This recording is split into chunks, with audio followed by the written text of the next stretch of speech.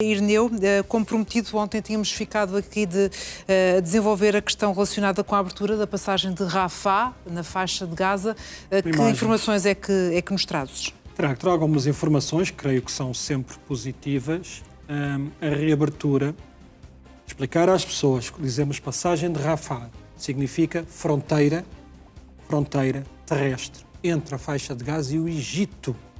A faixa de Gaza tem fronteiras terrestres com duas nações. Uma é Israel, com 2 Estados, e a outra é com o Egito. Esta fronteira, esta passagem, estava fechada há sensivelmente 2 anos.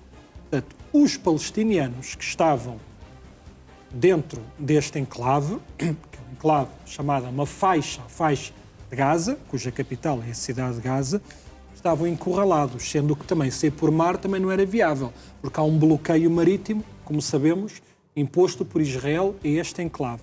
Basicamente, é quase o libertar das algemas que foram impostas, né? algemas metafóricas, mas a verdade é que estavam aprisionados, cerca de 2 milhões.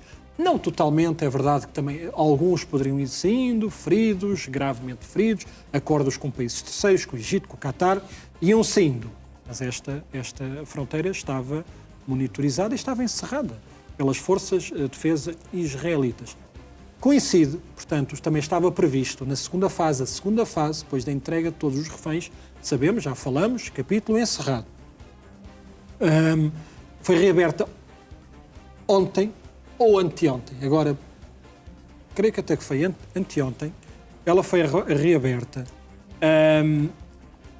Isto foi também um processo negociado. Com limitações, muitas limitações, não é? Vou falar delas também. Tem condições, especificidades muito particulares. Primeiro, ambulâncias podem passar, é sempre feita uma vistoria para perceber o que é que vem dentro das ambulâncias e quem é que são as pessoas que as estão a conduzir. E peões também. É permitida a evacuação médica de doentes e regresso de palestinianos que estavam no Egito, na Península do Sinai. Muitos tinham fugido na altura, os que puderam, os que não puderam, outros já lá estavam. Neste momento, e durante estes primeiros dias, a capacidade inicial será para passagem apenas de 50 até 200 pessoas. É pouco, de facto é manifestamente pouco, mas já é alguma coisa.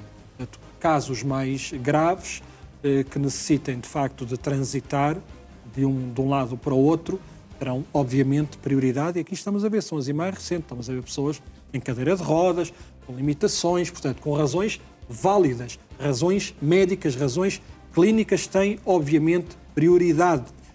Não está previsto, por agora, a passagem de ajuda humanitária por esta fronteira. Nem ajuda humanitária, nem mercadorias continuam bloqueadas na fronteira. Porquê? Para iam passar, obviamente, porque para já diz Israel que a logística não permite, não tem capacidade para fazer esse trabalho de investigação. Primeiro porque cada pessoa, cada cidadão que entra ou que queira sair tem que ser investigado, perceber exatamente quem é, se não tem ligações ao Hamas, se não é terrorista, enfim. Portanto, aquilo leva tempo. Claro. Cada indivíduo leva tempo. Portanto, a ajuda humanitária vai ter que esperar.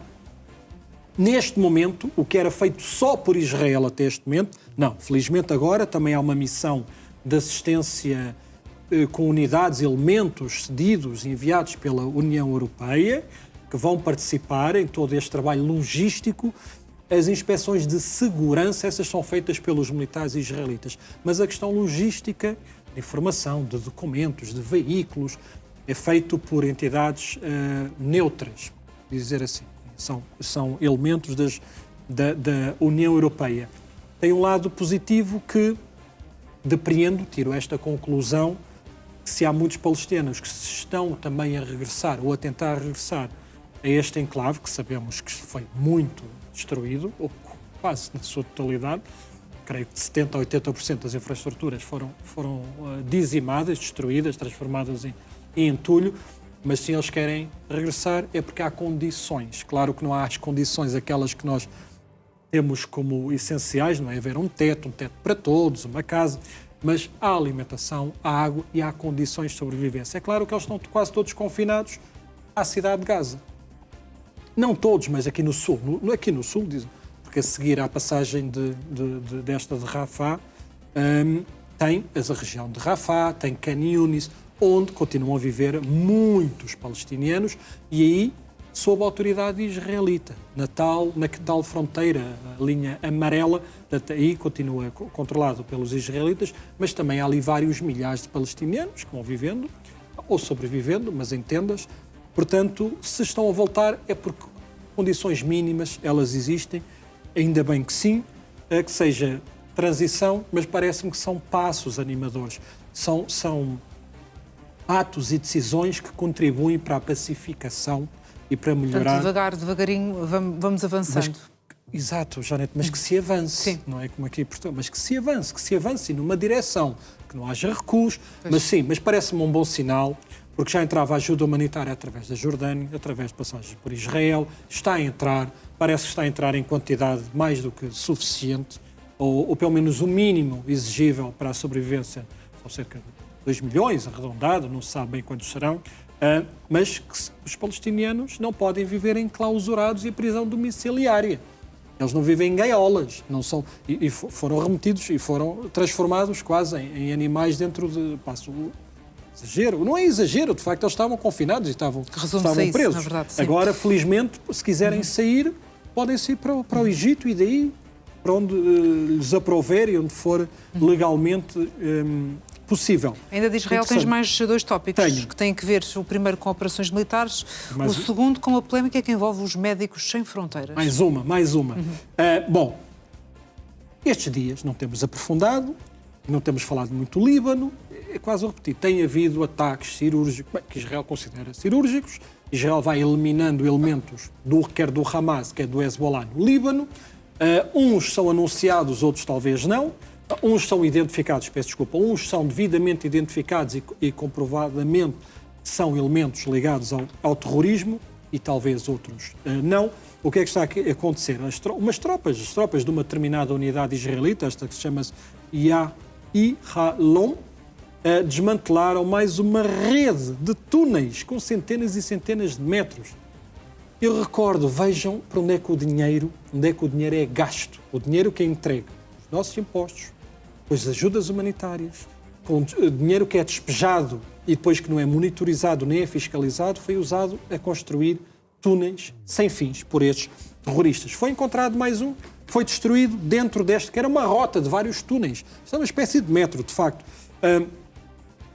Foi anunciado, explicado, está em hebraico, mas que havia 3 compartimentos para alojamento de terroristas, dezenas de armas, 45 granadas, 35 carregadores, 10 espingardas, foguetes, RPGs, enfim, são os lança-granadas, engenhos explosivos, uma míriade de equipamento militar.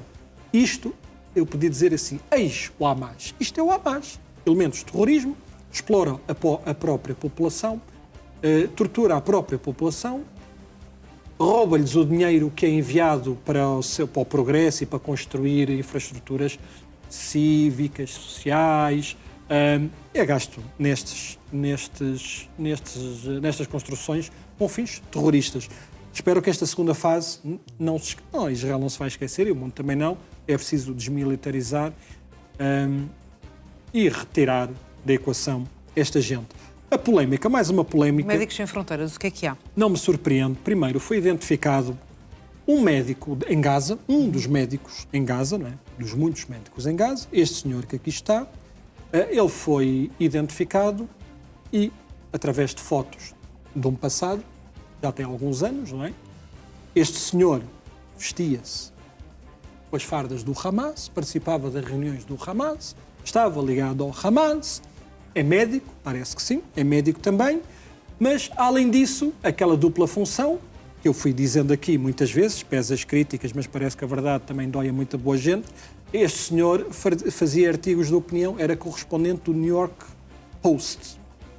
Portanto, médico, elemento do Hamas e faz artigos de opinião antissemitas para os americanos consumirem.